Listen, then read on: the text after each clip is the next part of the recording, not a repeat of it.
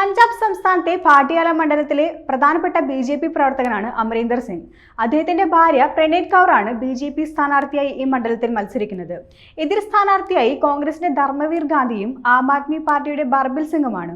ഈ പറയുന്ന അമരീന്ദർ സിംഗും പ്രണീത് കൗറും കോൺഗ്രസിലായിരുന്നു. ഒരു രാഷ്ട്രീയക്കാരനും പഞ്ചാബിന്റെ മുൻ മുഖ്യമന്ത്രിമാരിൽ ഒരാളുമാണ് ക്യാപ്റ്റൻ അമരീന്ദർ സിംഗ്.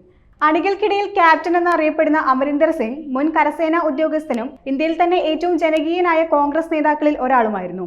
പിന്നീടാണ് അദ്ദേഹം തന്റെ പാർട്ടി ബി.ജെ.പിയിലേക്ക് ലയിപ്പിക്കുകയും ബി.ജെ.പിയിൽ ചേരുകയും ചെയ്തത്. എന്നാൽ ഇത്തവണ ലോക്സഭാ തെരഞ്ഞെടുപ്പിൽ പ്രണീത് കൗർ ആണ് മത്സരിക്കുന്നത്. പ്രചാരണ പരിപാടികൾക്കായി അമരീന്ദർ സിംഗ് രംഗത്തെത്താത്തത് ബി.ജെ.പിക്ക് വലിയ തരത്തിലുള്ള തിരിച്ചടിയായിരിക്കുകയാണ്. പഞ്ചാബിലെ ബി.ജെ.പിയുടെ രാഷ്ട്രീയ സ്ഥിതിയെ വളരെ ഗുരുതരമായി ബാധിച്ചിട്ടുണ്ട് എന്നാണ് റിപ്പോർട്ടുകൾ പറയുന്നത്. കൂടാതെ കർഷക സമരവുമായി ബന്ധപ്പെട്ട് പ്രശ്നങ്ങൾ ഇപ്പോഴും അവിടെ അവസാനിച്ചിട്ടില്ല.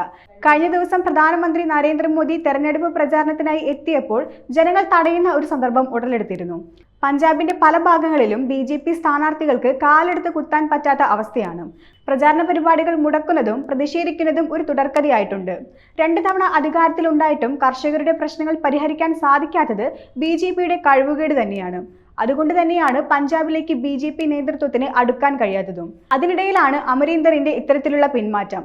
അമരീന്ദറിന്റെ ഭാര്യ പ്രണീത് കൗറിന്റെ പ്രചാരണത്തിന് വേണ്ടി പ്രധാനമന്ത്രി പങ്കെടുത്ത റാലിയിൽ പോലും അമരീന്ദർ സിംഗ് പങ്കെടുക്കാത്തതിൽ ബി.ജെ.പി. നേതൃത്വത്തിന് വലിയ ആശങ്കയാണ് ഉണ്ടായിരിക്കുന്നത്. ബി.ജെ.പിയുടെ പ്രചാരണത്തെ മാത്രമല്ല, കൂടാതെ വോട്ടിങ്ങിനെയും ബാധിക്കാനുള്ള സാധ്യതയുണ്ട്. അമരീന്ദർ മനഃപൂർവ്വം മാറി നിൽക്കുന്നതാണോ എന്നും സംശയിക്കേണ്ടതുണ്ട്. ബി.ജെ.പിയുടെ ഭാഗത്തു നിന്നും ഉണ്ടാകുന്ന വീഴ്ചയാണോ ഇവരുടെ ഈ പിന്മാറ്റത്തിന് കാരണമെന്നും സംശയിക്കേണ്ടതുണ്ട്.